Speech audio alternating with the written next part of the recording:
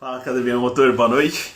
Vamos para a nossa quarta live com o Christian da After Education e hoje o assunto vai ser focado em carros de arrancada, em recursos que a eletrônica nos dá, recursos avançados, para falar justamente como que a gente ganha aquele pouquinho na pista, enfim.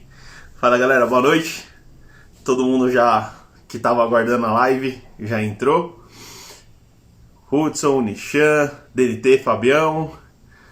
Tem muita gente da arrancada hoje e o tema é para vocês hoje. É carro de arrancada e como tirar o melhor dos recursos eletrônicos. Daqui a pouco o Christian entra e a gente começa. Lembrando que essa live, se você precisar sair alguma coisa, vai ficar gravada no YouTube do Academia Motor e no IGTV da FT Education. E fiquem que no final vai ter uma coisa bem interessante para vocês. Vamos lá. Já mandou perguntas, já ajudou a gente. Então a gente vai fazer a live nas perguntas que vocês fizeram pra gente. Fala, Christian, boa noite.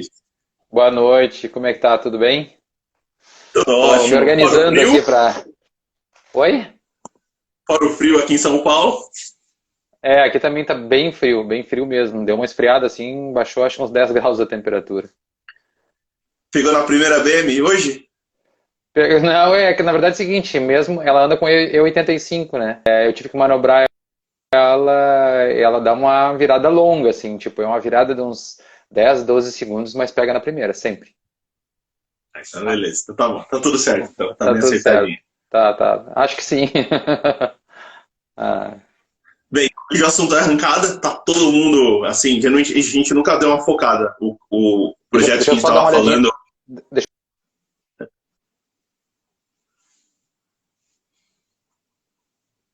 Ixi, deu uma cortadinha ali no do Christian. Peraí.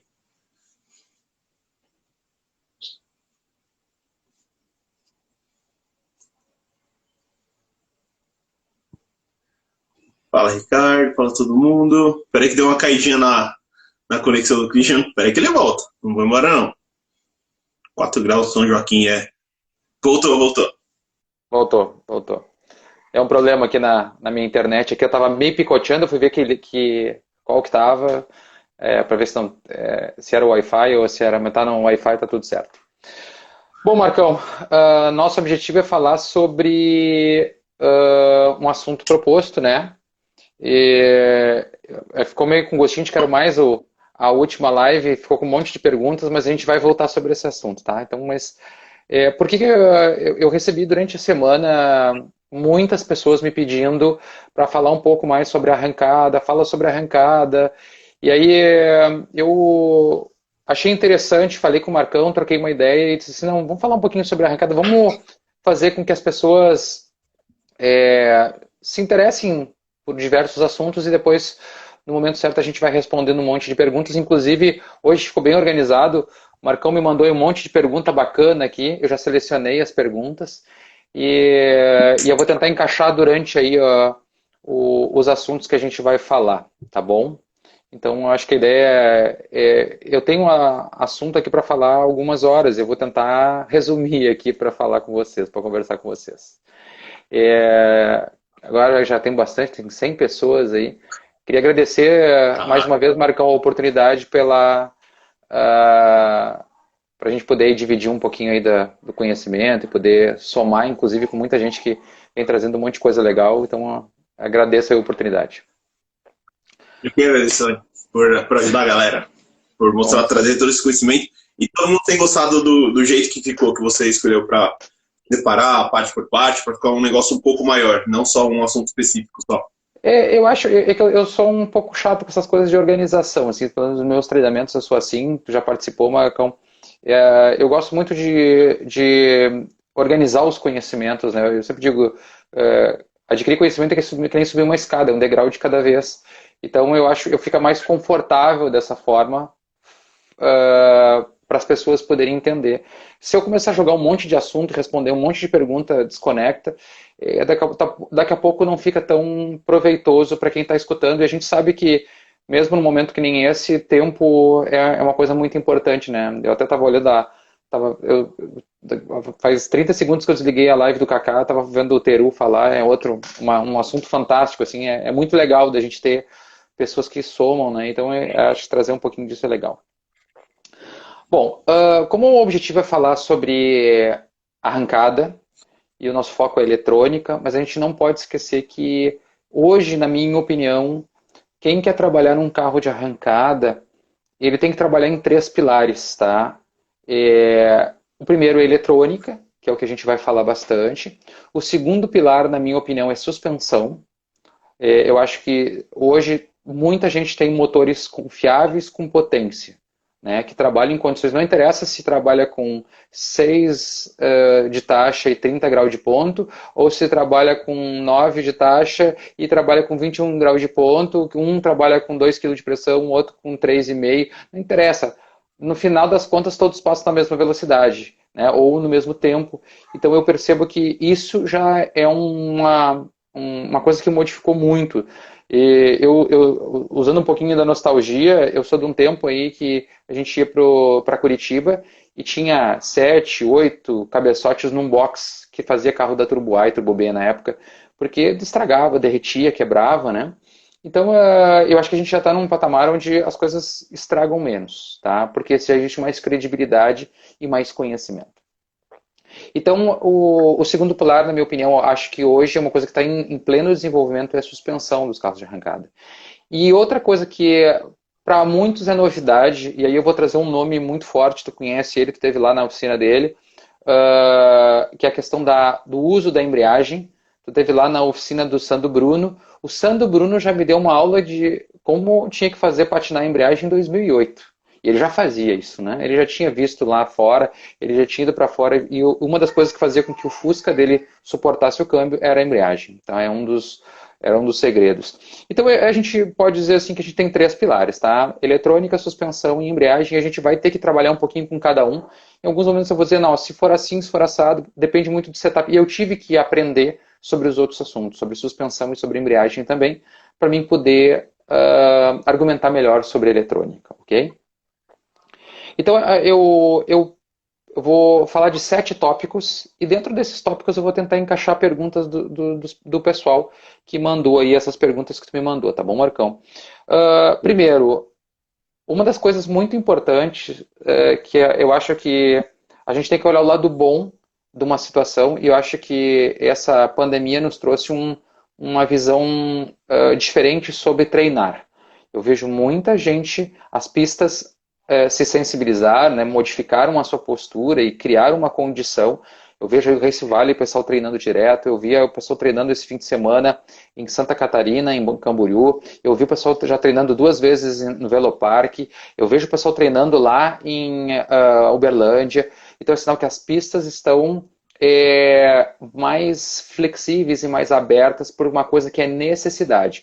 Por que os carros nos Estados Unidos andam tão bem? Quem acompanhou a live do Anderson, né? Porque eles treinam. Eles chegam, tem fim de semana que tem 7 eventos, né, num fim de semana. Então, eles têm oportunidade de treinar com os carros, eles têm oportunidade de ir para a pista e treinar durante a semana. E aí, o desenvolvimento se dá quando a gente treina, ok? E aí eu dividi em 7 tópicos, 7 não, deixa eu olhar aqui. Não, na verdade são 8 tópicos que nós vamos falar sobre cada um deles. O primeiro, box. A corrida, muitas vezes, a gente ganha ela no box. E o que é ganhar a corrida no box? Né?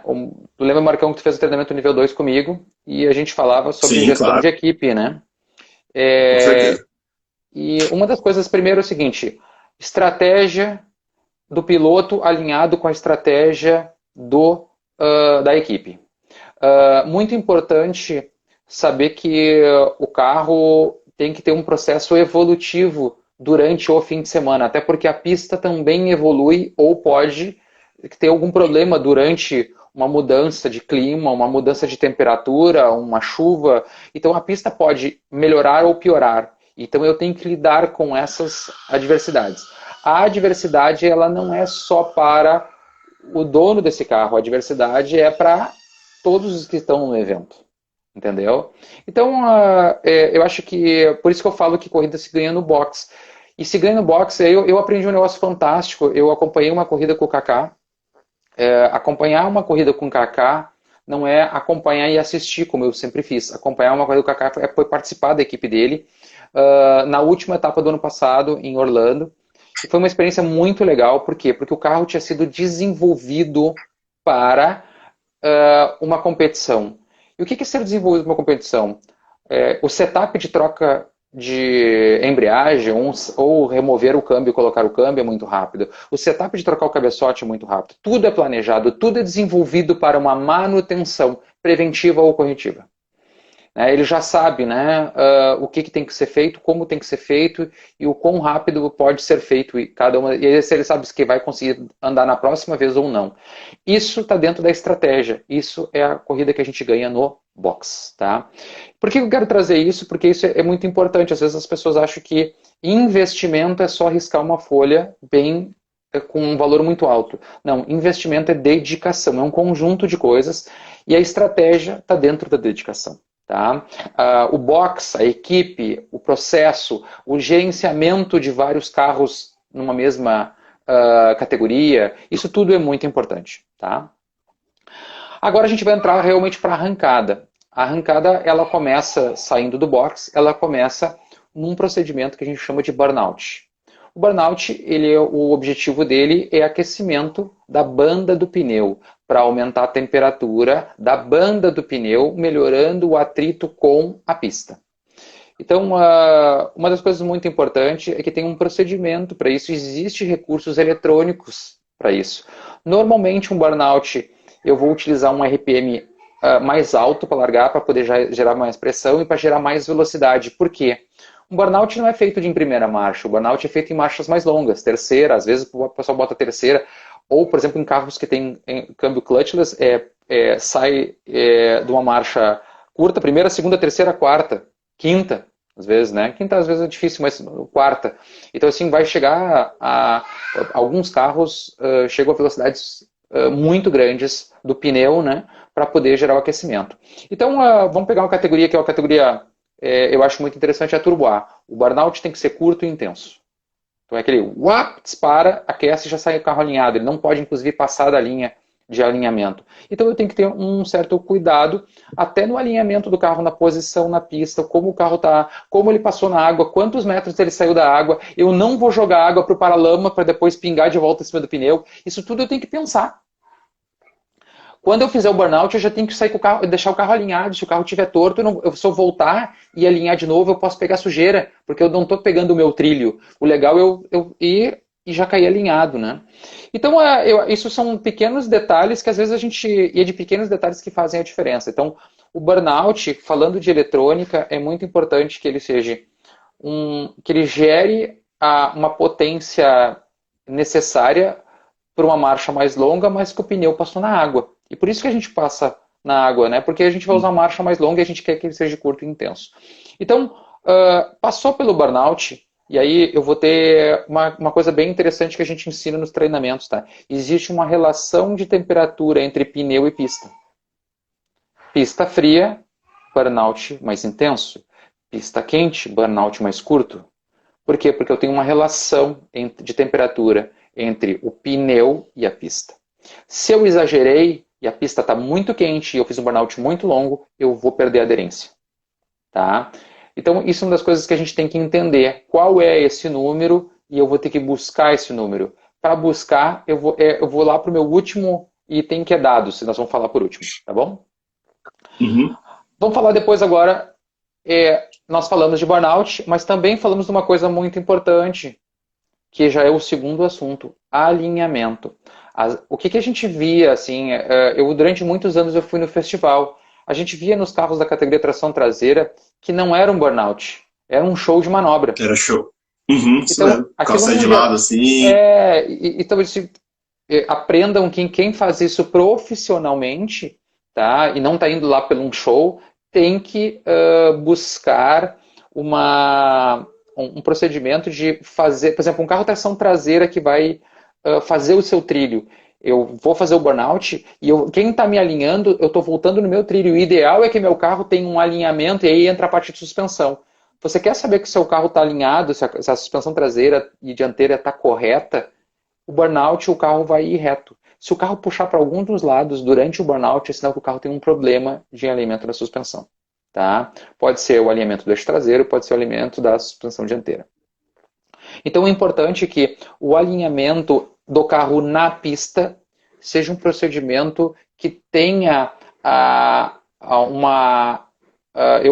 até foi uma coisa bem interessante, porque fui eu que alinhei o Kaká lá em Orlando, e eu nunca tinha alinhado ninguém. Eu tinha visto várias vezes e me surgiu uma série de dúvidas e me trouxe uma coisa muito legal, tipo, como é o procedimento de alinhamento, de buscar, de mostrar, tu passa a ser uma das referências para o piloto. Então, alinhar o piloto e saber alinhar e conversar com ele na linguagem que ele consegue entender é muito importante. E a experiência com o Kaká foi fantástica, porque ele é um cara, além de ser muito experiente, ele teve uma didática fantástica, porque ele, em 1 hora, ele explicou tudo que eu precisava saber. Né? E a questão do alinhamento foi mais um aprendizado, porque eu sabia na teoria, eu olhava muitas pessoas alinhando os carros, mas eu nunca tinha feito, executado na prática da maneira que eu acho que foi a que eu executei lá com o Kaká lá em Orlando. Uma vez que eu fiz o alinhamento, meu carro está pronto para a largada, e eu tenho que ter uma outra questão muito importante, e aí é uma questão que vem do piloto. Que é, o piloto ele tem que estar concentrado, porque vamos imaginar que é um carro turbo, ele tem que carregar a turbina, ele tem que fazer um alinhamento de pre-stage, o carro tem que estar alinhado, e durante o processo de alinhamento, eu também tenho que me preocupar com o pinheiro e com o meu oponente, porque eu posso ser desclassificado, eu posso chegar muito tarde, eu posso de alguma forma prejudicar o cara do lado, e não é legal. Eu acho que uma competição a gente ganha depois que liga o stage, não no pré-stage, né? Mas tudo bem, são técnicas e táticas.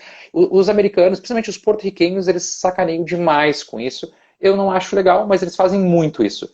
De ficar esperando o cara e cozinhando, exatamente. Principalmente quando o cara sabe que o outro não tem quando o outro tem uma embreagem sleeper, ou tem um câmbio automático, ou tem isso. Então, é por isso que tem algumas regras para evitar esse problema. Então, o procedimento de alinhamento também tem malandragem, certo? E aí vem uma outra questão, alinhar raso, médio ou fundo. Como que eu vou posicionar o meu carro na fotocélula?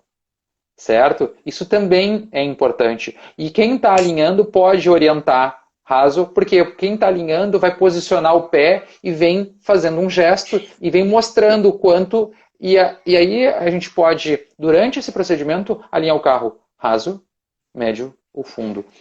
Normalmente um piloto experiente, ele já sabe quando ele está médio, quando ele está raso, quando ele está fundo, pelo posicionamento do carro no pinheirinho em relação à fotocélula. Ele conhece mais ou menos a dimensão do carro dele e sabe fazer isso. E aí vem a outra questão, que é o quarto item, a reação.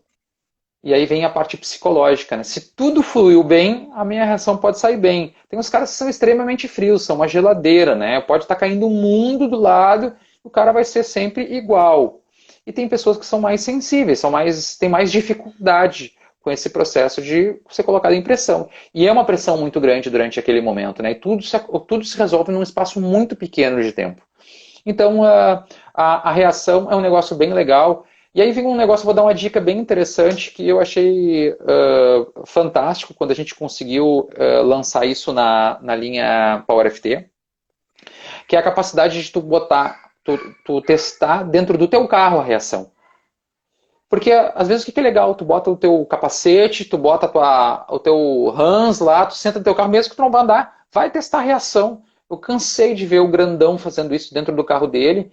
E, cara, várias vezes ele ganhou dos concorrentes devido à disciplina que ele teve em termos de reação. Então, existe na 450, 550 e na 600, existe a possibilidade de a gente testar a reação.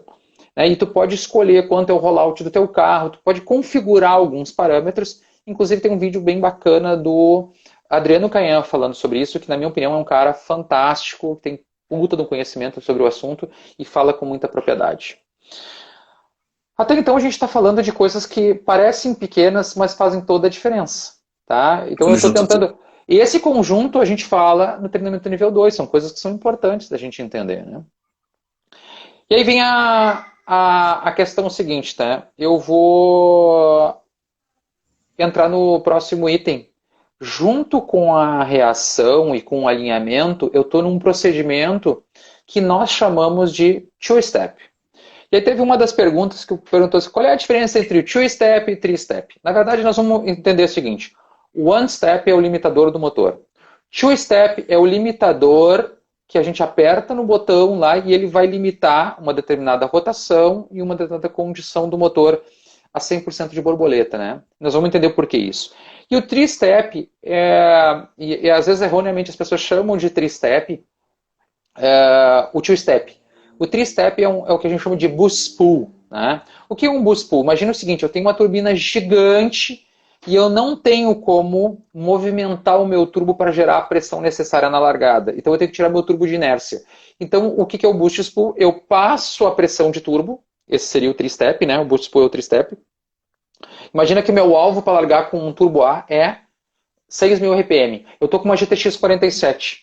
A GTX 47 eu não consigo carregar ela com um RPM de 6.000. Então eu levo ela a 7. Quando ela chegou a 7.000 RPM e gerou um bar de pressão, ela cai para 6. Então esse é um recurso.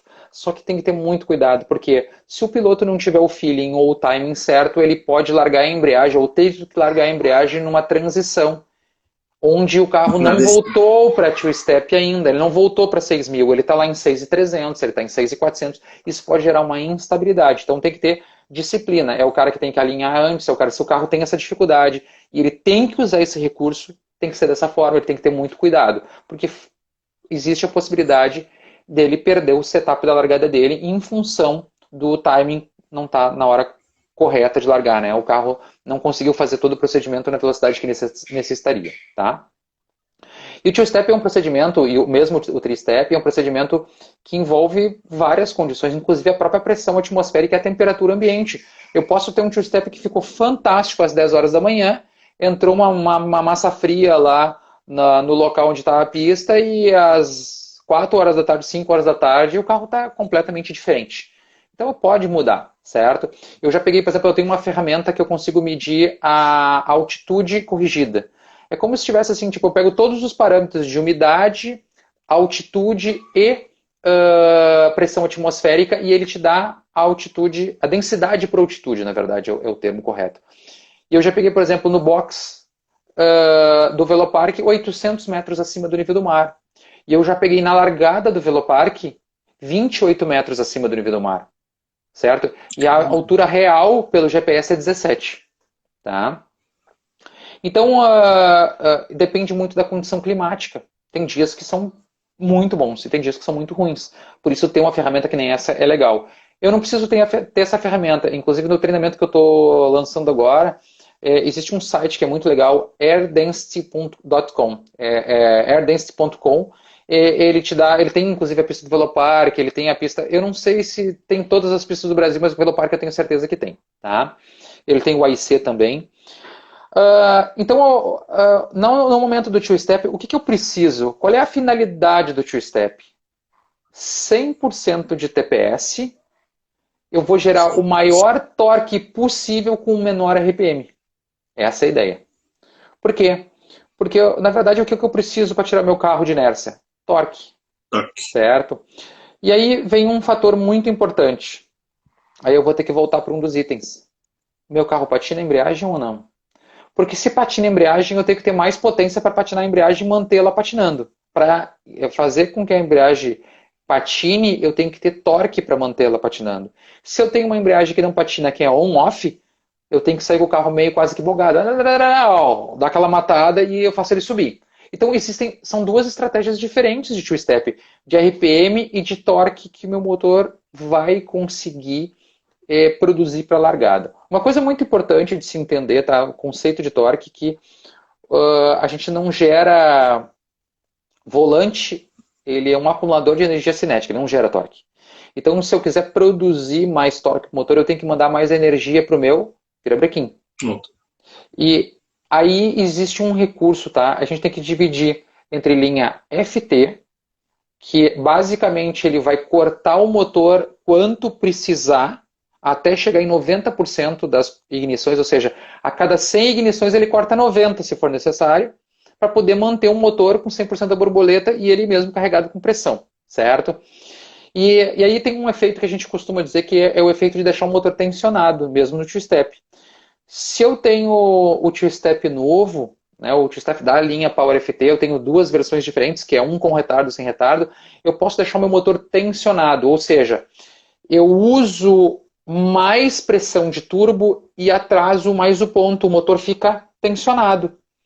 E aí isso me produz uma quantidade maior de energia que é enviado, na verdade a energia é mais direcionada pro virabrequim.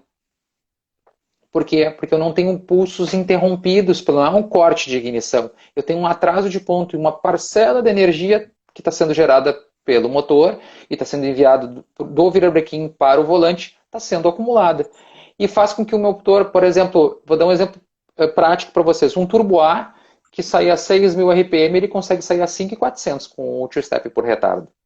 E essa função é fantástica de entender como ela funciona. Inclusive, no Instagram eu já coloquei uns vídeos falando sobre isso, e no treinamento nível 2 eu falo sobre isso também. Tá? Então, deixar o motor tensionado me dá, inclusive, uma maior estabilidade. Então, assim, você quer saber se o seu two-step está acertado bem? Primeiro, não pode ter variação de pressão e não pode ter variação de RPM. Ele tem que estar com RPM estável e tem que estar com a pressão estável. E, consequentemente, o lambda. Porque se o motor estiver falhando, o meu sensor de oxigênio vai perceber que uma combustão não ocorreu e fica pobre naquele momento. Na próxima, ocorreu a combustão e ele fica rico. Pobre, rico, então eu vou ter oscilação no lambda também. Né? Então, uma das maneiras de se enxergar um two-step bem acertado, primeiro, é sentir, escutar o motor. Tá? É feeling, é escutar o motor, e o motor tem que estar feliz durante o two-step. A gente usa essa expressão, o Anderson usa muito essa expressão porque é muito comum lá nos Estados Unidos. Então o motor tem que estar feliz, ele tem que estar estável. Eu aprendi uma coisa muito interessante com um preparador de Porto Rico que é bem conhecido em Porto Rico, que é o Oso, que é urso em espanhol. E ele me ensinou a acertar o carro pela cor da chama. Chama amarela demais, mistura pobre. Chama que some ela fica azul e some, muito rica. Chama azulada com amarelado, digamos assim, a mistura correta. Então, assim, ele não acerta two-step por lambda, ele acerta por isso que por visualização, pela cor da chama. Então, bem interessante. E isso eu aprendi faz muito tempo, foi em 2012 que ele me explicou, porque eu olhava para a sonda, ele olhava para o escape, eu perguntei para ele, por que você olha para o escape? Ele disse, não, porque eu estou olhando para a cor da chama. Achei interessante. Boa. E aí, uma vez que eu tenho um two-step que já produz a energia necessária para tirar o meu carro de inércia, e aí eu tenho que ver se a minha embreagem vai patinar ou não, e aí eu vou ter que ter o setup certo, eu vou ter que me preocupar com outra questão. Durante os 60 pés e os 100 metros, eu preciso controlar a potência, certo? Então, para controlar a potência durante esse período, de novo, eu posso usar vários recursos para controle de potência. Eu posso girar o corte do motor, eu posso atrasar o ponto, eu posso alterar a pressão se for um motor turbo, e se for um motor aspirado, eu controlo pela posição da borboleta. Certo? E eu também tenho um quinto parâmetro que seria o enriquecimento da mistura. Eu posso carregar ele de mistura? Posso. Ele com mistura mais carregada, ele vai ter mais controle. Eu vou conseguir sair com o carro. Que nem a gente via antigamente os carros com um carburador, né? Saia aquela coisa bogada, de tão lavado de combustível, o carro caminhava muito melhor. Por quê? Porque tinha aquela característica do carburador de lavar o carro naquela fase. Então isso pode ser feito com a injeção. Só que não é saudável para o motor. Eu prefiro particularmente usar o ponto. E por que é mais interessante usar o ponto? E aí que tem uma coisa muito interessante, tá?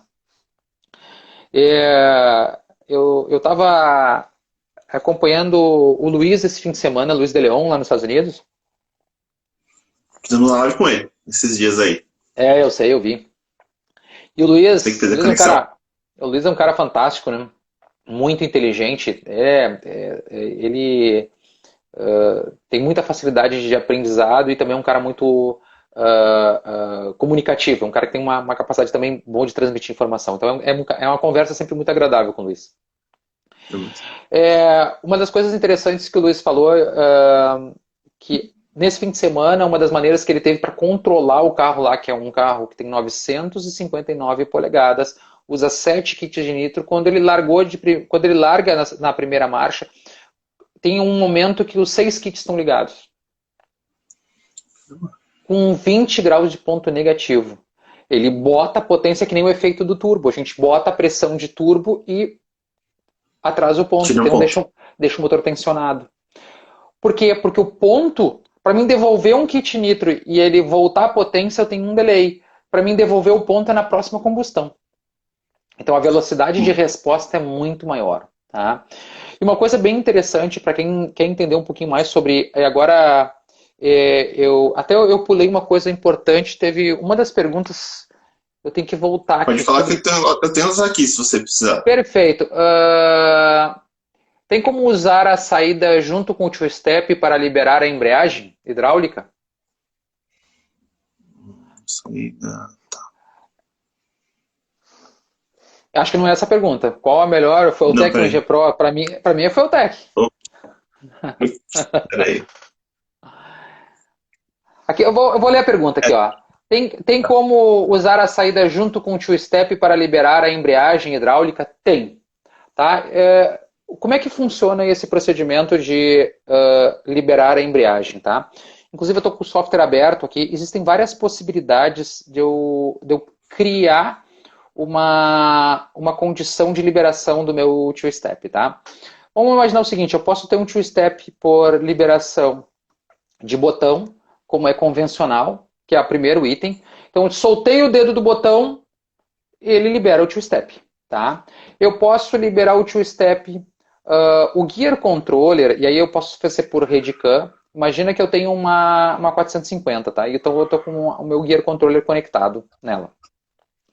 E eu quero usar, ele tem um interruptor para embreagem, eu posso usar um fim de curso. Quando a embreagem, eu solto a embreagem, esse fim de curso manda um estímulo, esse estímulo vai por CAN para FT e a FT libera o two-step. Então, poderia ser por Redcam através do Gear Controller. Poderia ser por velocidade, não é muito eficaz para um carro de arrancada. Eu já falei isso para carro de rua, é interessante, inclusive dei ideia lá no Audi, né? Mas aí tem uma outra possibilidade. Eu posso ter um sensor de curso, um TPS, na minha embreagem, e eu digo quando que eu quero liberar para mim ter uma folga. Eu tenho o quanto eu estou liberando a minha embreagem, que eu quero ter um pequeno curso para movimentar o carro sem liberar o two-step. Quando eu estiver no meio curso, ou 30% da liberação, eu quero liberar o two-step. Então eu posso colocar lá sensor de entrada, um sensor TPS, ou eu posso, se eu tenho uma embreagem hidráulica, que essa é uma das perguntas que ele disse, posso liberar a embreagem hidráulica? Pode. O sistema hidráulico vai ter um sensor, que vai ser um PS100, que ele vai mandar, eu posso dizer que quando chegar em tantos PSI, vai liberar o two-step. E aí tem um negócio mais legal ainda, que talvez essa seja o que ele quer escutar. Eu posso usar uma saída PWM, que vai pulsar um line lock, e eu piso na embreagem, aperto o dedo no botão, solto o dedo do botão, e quando eu soltar o pé da embreagem, ele vai liberar o line lock pulsando com o PWM, como se eu tivesse uma embreagem sendo liberada no tempo que eu quero. Então eu tenho um sistema de liberação da embreagem temporizado por uma saída PWM. Caramba. Isso é possível, tá? Interessante. Então essa pergunta foi legal. Deixa eu ver aqui uma outra pergunta interessante. Teve uma pessoa que perguntou assim,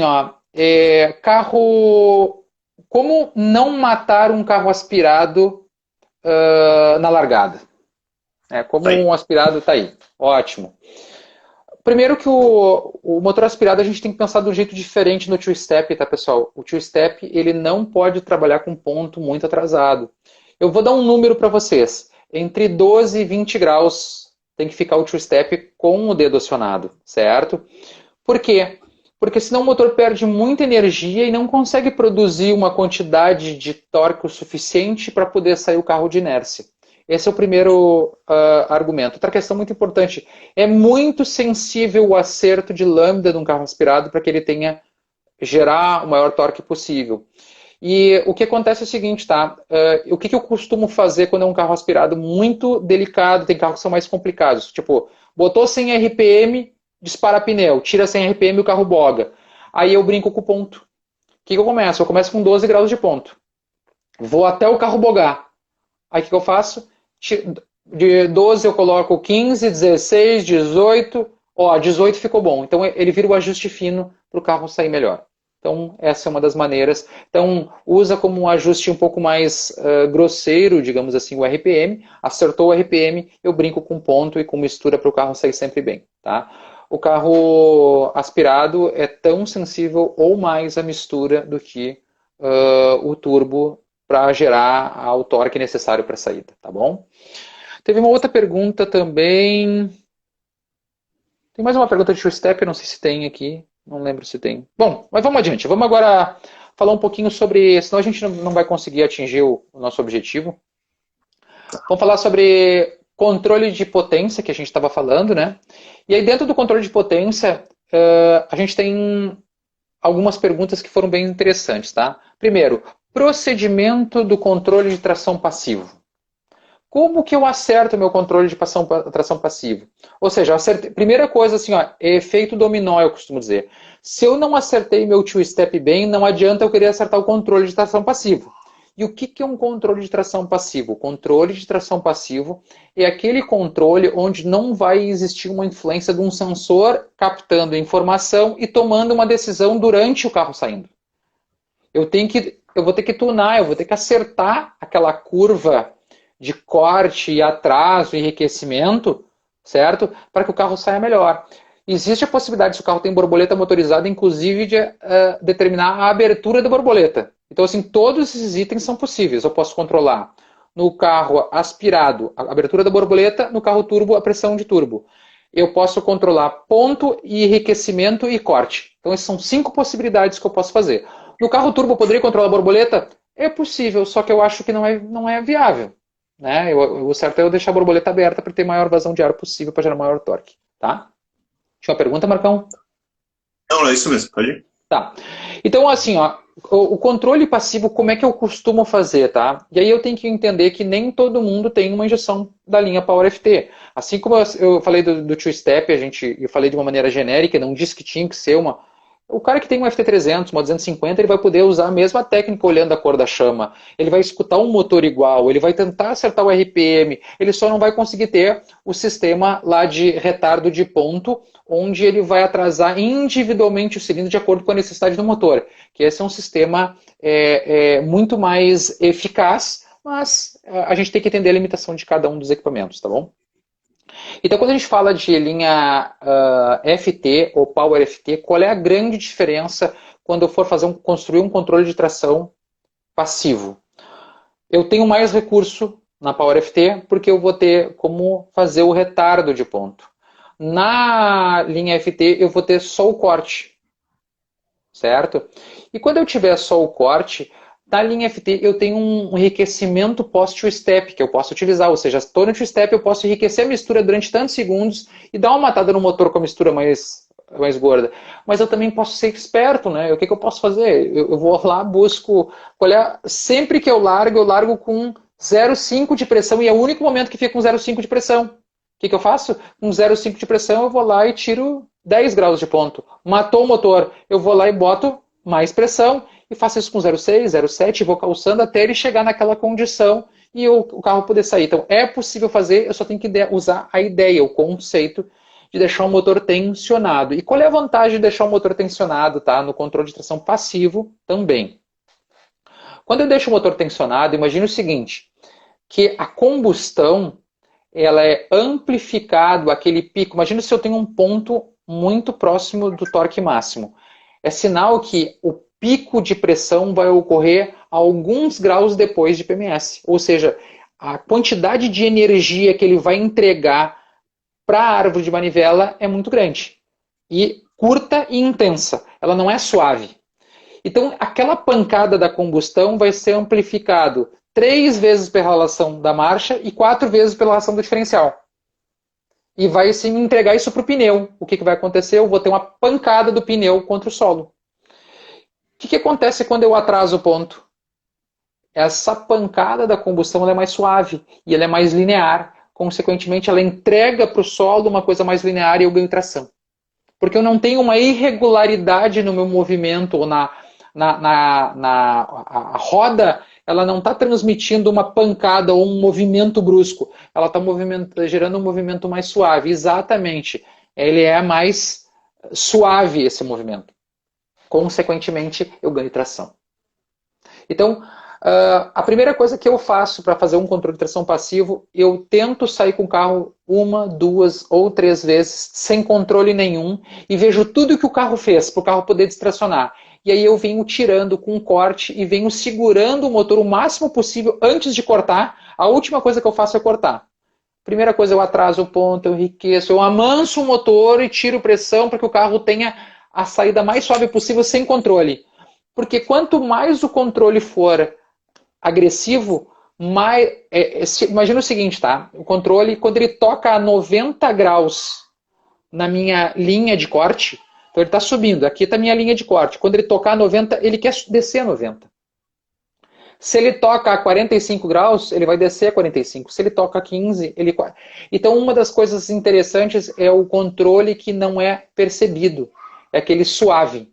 Então, na linha FT, um dos grandes segredos é tu tunar o carro para que ele saia o mais suave possível, sem a necessidade da interferência direta do controle corte. Eu vou fazer outros tipos de controle de potência para suavizar. Quando a gente trabalha com a linha Power FT, eu já tenho curvas que retardam o ponto automaticamente antes de tocar. Então eu tenho lá uma linha A e uma linha B, que pode tocar por velocidade, eu posso tocar por tempo, eu posso fazer uma série de outras coisas. Então abre um leque de recursos para a gente poder fazer esse controle. Mas, de modo simplificado... Essa lista planilha de RPM no Datalogger, né?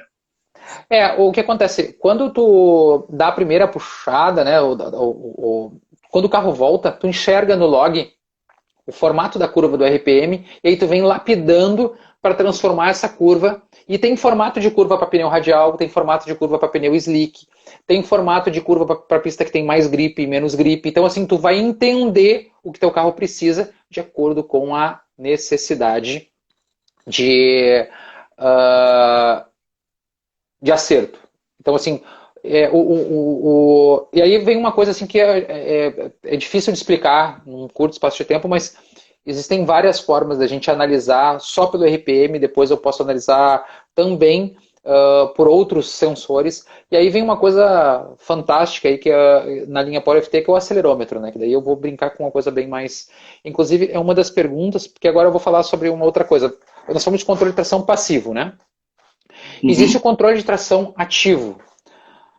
Muitas pessoas perguntam, Christian, eu posso trabalhar com os dois? Pode. Posso trabalhar com controle de tração ativo e passivo. Eu não gosto de trabalhar com os dois juntos. Eu, normalmente, vamos pegar um exemplo assim, de um carro que patina a embreagem. Para patinar a embreagem, para a embreagem fazer o trabalho dela, e eu conseguir fazer o trabalho dela patinar no período que eu gostaria, normalmente eu gosto de usar o controle de tração passivo, não o ativo. Porque o ativo pode, de alguma forma, interferir, certo? E matar, e aí ele grudar a embreagem antes. Então eu deixo a embreagem patinando o tempo que eu gostaria, terminou o controle, não preciso mais, aí entra o ativo. E eu posso ativar ele por velocidade ou por tempo, tá? O controle ativo, ele vai pegar a velocidade da roda de tração e a velocidade da roda de arrasto. E ele vai identificar quanto de diferença de velocidade e eu vou determinar quanto é essa velocidade ou qual é o percentual de slip, qual é o percentual que está patinando, certo? Então, como é que eu vou... Por exemplo, teve uma pessoa que perguntou, até um aluno do nível 3, perguntou, controle de tração ativo, slip alvo na largada para um R888. Depende. Depende de como está a suspensão dele, depende de quanto patina a embreagem, depende... Então, assim, não existe um número mágico. Como que ele vai achar esse número? Com o acelerômetro. Então, daqui a pouco, ele vai enxergar que o carro ganha força G com um percentual de sleep lá de 35%. E daqui a pouco ele acha que o carro ganha força G com 45%. Eu, particularmente, não gosto de falar de porcentagem, porque fica mais difícil para as pessoas entenderem. Eu gosto de falar de diferença de velocidade. Entre a roda de tração, claro. fica mais claro, fica mais fácil das pessoas entender. Então, quem está fazendo um controle de tração ativa e está preenchendo a planilha, aperta F6. Se vocês estiverem lá por velocidade, quando apertarem por F6, automaticamente ele vai mudar percentual para velocidade, e aí eu consigo ver a velocidade que eu quero de diferença entre a roda de tração e a roda de arrasto. O R888 ele tem uma vantagem sobre um pneu slick. Ele não cresce o tamanho. Vai ser sempre o mesmo tamanho, ele vai mudar muito pouco por ação centrífuga. Então fica mais fácil. O que a gente tem que olhar para a força G? Se eu tenho um acelerômetro na injeção e ele está bem posicionado, isso é muito importante, o acelerômetro está bem posicionado para ele fazer a leitura correta, posicionado, calibrado, e eu tenho que fazer um processo de calibração que a gente ensina, inclusive, no treinamento. Inclusive, eu ensinei para esse aluno no treinamento nível 3 como é que a gente faz essa calibração. Eu vou achar lá pela força G. Ganhou G e está com tanto... Só que é o seguinte, na mesma pista, eu posso ter uma alteração de grip. Daqui 5 horas, 3 horas, 2 horas, eu altero lá o meu percentual de slip e ele ganha G. Eu altero o percentual de slip e ele perde G. Então depende muito, nada dispensa aí o feeling de quem está acostumado e quem busca dados a toda puxada. Tem alguns números que são, por exemplo, um pneu slick normalmente trabalha ali entre 12 e 17 km por hora, é o que ele gosta. Só que isso é real, não esquece que o pneu cresce. Se o pneu cresceu, e aí tem que cuidar, porque aí vai mudar a velocidade e vai mudar esse percentual, tá bom? Vamos lá. Deixa eu ver uma coisa aqui. Nos últimos 15. Oi? Estamos nos últimos 15. Nossa, passa muito rápido. Nem comecei. Passa muito rápido. Vou falar um pouquinho sobre troca de marcha, tá? Troca de marcha, a gente vai falar especificamente na arrancada de câmbios mecânicos, nós vamos falar de câmbio automático, vamos falar de câmbio mecânico e a função Power Shift. A função Power Shift, ela me proporciona uma troca de marcha de pé no fundo. E um dos grandes, realmente existe um gap para quem tem um Gear Controller. Porque eu não consigo fazer o que faz o Gear Controller integrado dentro da 550 e da 600. Tem algumas funcionalidades que somente lá na linha Power FT, assim como as de controle de tração ativo só na linha Power FT, a de controle de tração passivo, algumas coisas só na linha Power FT. Então assim, a gente está falando de dois mundos, né? Então o cara que tem o Gear Controller, ele tem que saber que ele vai cortar lá o percentual e vai achar o menor tempo possível. Tempo de mais estraga, tempo de menos estraga também. Mais fácil errar por menos do que por mais, tá? E qual a grande vantagem do Gear Controller? Ele vai me proporcionar o desengrenamento. Imagina o seguinte, eu tenho uma primeira marcha lá de 3:1, como a gente falou, eu tenho 50 kg de torque na primeira marcha. 50 vezes 3 são 150 kg de torque nos meus engates, fazendo força. Quando eu desligo o motor, eu permito que eu gere um espaço, eu permito o meu desengrenamento sem forçar ou sem gerar nenhum tipo de transtorno e perda de tempo. Então é muito rápido uma troca com a função Power Shift, inclusive aumenta a vida útil. Uma coisa interessante no carro do Kaká, o Vectra, quando ele montou, tinha um câmbio importado, sequencial, que é um X-Track de 4 marchas, e no manual do câmbio dizia o seguinte: 20 puxadas é necessário revisão sem a função Power Shift. Com a função Power Shift, revisão a cada 120 puxadas. 100 de diferença. Então, isso aumenta muito a vida útil dos engates, né? Tem alguns detalhes a mais que eu gostaria de falar sobre a função Power Shift, mas acho que não vai dar muito tempo, porque eu quero falar sobre a última informação, que é análise de dados. Tem alguma pergunta que ficou para trás, Marcão? Não, análise de dados não ficou, não. Tá. Depois tem umas perguntas aqui de outras coisas que eu vou tentar responder, que eu anotei aqui. Tá. Bom, análise de dados, a gente vai dividir a análise de dados primeiro em tudo que o meu sistema de aquisição de dados me traz, que é o Datalogger. Aí é muito diferente tu ter um sistema de aquisição de dados de uma linha FT de uma Power FT. Aí é até ruim de comparar. Porque nós estamos comparando aí numa 423 canais com uma 600 com 256 canais. Né? Até 256 canais. Então é muita diferença. Também a capacidade de guardar informação. Mesmo que eu tenha um Pro 24, eu ainda vou ter 50 canais somado entre Pro 24 e quase 50 canais. Então isso me limita um bocado em termos de informação. Então aí é um gap muito grande entre FT e Power FT. Mas assim, ó, dados, a gente fica viciado. Quanto mais a gente tem, mais a gente quer e mais a gente aprende com informação vinda de sensores. Então, é muito pertinente na arrancada, porque tudo acontece muito rápido. Então, eu vou ter muita coisa que é... E aí eu vou subdividir motor, para questão de segurança e questão de durabilidade, desempenho do automóvel, ou seja, tudo que vai gerar desempenho desse carro na pista, depois desempenho do piloto, que eu também consigo monitorar o piloto, e aí algumas coisas a mais que estão fora aí desses três focos. Outra coisa muito importante que hoje é indispensável, vídeo. Fazer vídeo na arrancada. Achar o ângulo certo, filmar, olhar, perceber, enxergar o que está acontecendo. Hoje, qualquer celular razoável já faz uma boa filmagem. Tá? E aí eu coloquei entre outras informações. Né? Por exemplo, pneu. A marca do pneu na pista, quantas libras estava no burnout, qual a marca que ele deixou em termos de alinhamento da pista, se deu tire shake, não deu tire shake. A marca na pista é um negócio que me traz muita informação. Tá? Leitura da pista é dados. Eu medi a temperatura da pista. Eu falei que tem uma relação entre o burnout e pista. Medi a temperatura da pista a cada puxada. E qual a relação da temperatura do pneu com a pista, né? Achar esse número. Outra questão de pista tem como, por exemplo, é uma coisa interessante, os túneis lá nos Estados Unidos, eles têm o que eles chamam de pé calibrado, né? É como se fosse um track meter. O cara vai lá, dá uma torcida no pé e ele já sabe mais ou menos quanto tem de gripe. Então, quando o cara desenvolve esse feeling, é fantástico, né? Eu aprendi uma coisa com o David Zantara, que eu achei muito legal. Primeiro ele ativava a pista e depois ele usava o polegar para saber como estava a pista.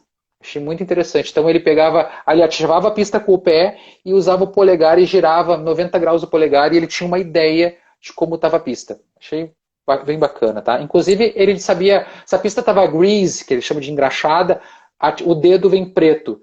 Ou seja, ela está soltando o material. Se tu torce o dedo e não está soltando, ela não está engraxada. É a melhor condição, então ela está numa temperatura boa.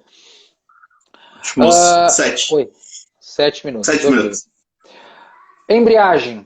Cara, a embreagem é um dos pilares, nós já falamos, tem que saber quanto patinou, eu tenho que olhar no log, eu tenho que saber quanto patinou, eu tenho que ir lá e medir pré-carga, como que... Então a gente, inclusive, tem um treinamento gratuito, pessoal, aí sobre embreagem, feito pela Ceramic Power, o Hermano e o Peterson fizeram um material muito legal para a gente poder colocar aí na plataforma. Suspensão, olhar a suspensão, olhar os sensores, ver o que está acontecendo. Hoje já existe treinamento para isso. A gente já tem algumas pessoas que são referência hoje no Brasil. Tem para quem perguntar. Então, cara, suspensão é um dos pilares, né? E outra coisa interessante que a gente pode brincar com dados é a aerodinâmica. Uma das primeiras pessoas que eu vi falando um pouco mais sério sobre a dinâmica foi o Sapinho e o João Tasso, né, mudando um pouquinho os carros para ter uma preocupação mais aerodinâmica. Depois o Kaká, eu vi ele falando coisas bem interessantes sobre a asa e sobre a altura. Ele tem uma regulagem na asa dele que ele altera, eu não estou me lembrando o nome do item, que é o que fica na beira de... Gurney, isso. Na beira da asa, então ele altera lá para 10 milímetros, 12 milímetros, 15 milímetros, então ele consegue abrir ele. Então, aerodinâmica, outro caso, a BMW do Lucas Gonzalez, ele tinha um problema terrível, o carro dele acima dos 200 metros não conseguia andar, o carro era muito complicado, ele mudou toda a aerodinâmica do carro, mudou, fez spoilers, extrator, o carro mudou. O meu irmão fez um piso reto na Audi dele, fez um extrator e botou um spoiler, o carro, além de ser, ficou muito mais estável, ganhou velocidade final. Então, isso são coisas interessantes da gente testar e medir, né? Então, são dados externos. Então, com isso, a gente, tipo, falou mais ou menos de todos os itens. E aí, a gente, quantos minutos eu tenho? 5. 5 minutos. Então, assim, galera, o Marcão conversou comigo essa semana e fez uma solicitação para quem estivesse assistindo a live e quem assistir a live dentro das próximas 48 horas, o Marcão vai disponibilizar um cupom de desconto para o treinamento nível 2 de 20%. Então, ele negociou com a gente, pô, Cristian, tu tinha que dar fazer um agrado para o pessoal que está assistindo. Então, todo mundo que assistiu a live agora e todo mundo que assistir a live nas próprias... Aliás, quem entrar na plataforma online nas próximas 48 horas com o cupom que o Marcão vai conseguir para vocês, vocês têm 20% de desconto no treinamento nível 2. Ele baixa de R$ 899 para R$ 719. Então essa é... A M20. A M20 é o cupom? Oi? A M20 é o cupom? Isso, a M20 é o cupom. Então é só e onde a M maiúsculo 20, onde vai preenche os dados, vai aparecer lá. Eu te mandei uma fotinho lá do lugar, né, onde é que é. O pessoal que tiver dúvida pode... Então, quando entrar lá... E assim, pessoal, vocês não precisam comprar direto, tá? A gente preparou 12 aulas para vocês dar uma olhada e enxergar se está interessante. Então, assim, se vocês entrarem... o Marcão tem o link também, mas entrarem no www.fteducation.com.br. Treinamentos online, treinamento nível 2 vai ter a versão online. Automaticamente ele libera lá uma versão gratuita de 12 aulas para vocês assistir, tá? Uma coisa que é importante, tá? Para quem comprar o treinamento, na próxima semana nós estamos modificando ele. Ele está recebendo 25 aulas novas, ele já tinha 120 aulas, está recebendo 25 aulas novas. Na verdade, a gente talvez retire algumas, eu não sei o número certo de aulas, e o número de carga horária, porque a gente está fazendo umas mudanças e está atualizando ele. Ele está num período de mudança. O primeiro módulo está todo liberado, esse não vai ser alterado, mas o segundo módulo, que é o mais denso, que tem cerca de 80 vídeos, hein? Ele está sendo todo reformulado e modificado as sequências, então a gente está trabalhando nisso e acredito que até sexta-feira ele esteja pronto. Então, quem comprar o treinamento só vai ter acesso ao módulo 2 a partir aí da semana que vem. Então, não fiquem preocupados, mas esse desconto vale para todos que estão assistindo a live e vão poder fazer o treinamento. Quem quiser assistir as 12 aulas gratuitas, é só entrar lá e já está disponível para a pessoa assistir, para quem está 170 pessoas. Sim, já pode sair assistindo e olhar. Outra coisa é o seguinte, tá? A gente tem uma política de satisfação. Vocês têm 7 dias, se vocês não gostaram, pode comprar 7 dias para desistir. Não gostou, desiste do treinamento. Não é o que eu queria, não era o que eu achei interessante. Então, durante 7 dias vocês podem desistir lá. Só manda um WhatsApp para a FT Education que a gente cancela. Outra coisa importante, se vocês tiverem qualquer dúvida no período de matrícula, no nosso site tem o WhatsApp da FT Education que pode solucionar qualquer dúvida que vocês tiver, não técnica, de matrícula. Técnica é na própria plataforma, vocês vão preencher perguntas lá, e aí eu vou responder, normalmente aí em torno de 48 horas, eu respondo todas as perguntas que estão lá. Se for uma coisa mais complexa, eu entro em contato com vocês. Então espero que todo mundo aproveite esse cupom de desconto, tem 160 pessoas aí, e assistam as aulas gratuitas, já estão lá. Só entrar lá, FT Education, cursos, nível 2, clica lá e já tem as aulas gratuitas lá, então, só entrar. É isso aí. Espero que o pessoal goste. Só para resumir, ele tem um módulo de instalação de sensores, recursos avançados de arrancada, que é tudo que a gente falou, só que muito mais extenso, né?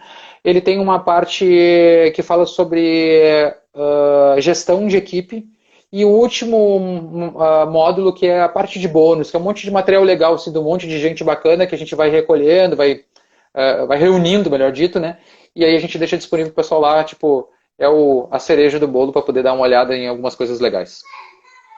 Então tá. Espero que vocês aproveitem aí o cupom de desconto. Obrigado, Christian, pelo desconto que você concedeu para aquele meu motor. E quem estiver assistindo a live de hoje, amanhã, live com o professor Eduardo Polatti. Vamos falar da nova especificação de óleo. O óleo SP. Só tem, acho que é 0W16, só tem 2 empresas que tem aqui, e nós vamos falar um pouco sobre esse óleo aí. Então, que legal. participe aí, Christian. Quero ver você lá. Vou tentar acompanhar. O problema é que eu tenho 2 filhos pequenos e é uma negociação grande para poder participar de uma, mas eu vou tentar botar os dois para ficar escutando. É verdade. A outra eu já assisti gravado depois. Talvez eu não consiga assistir ao vivo, mas eu vou assistir com certeza.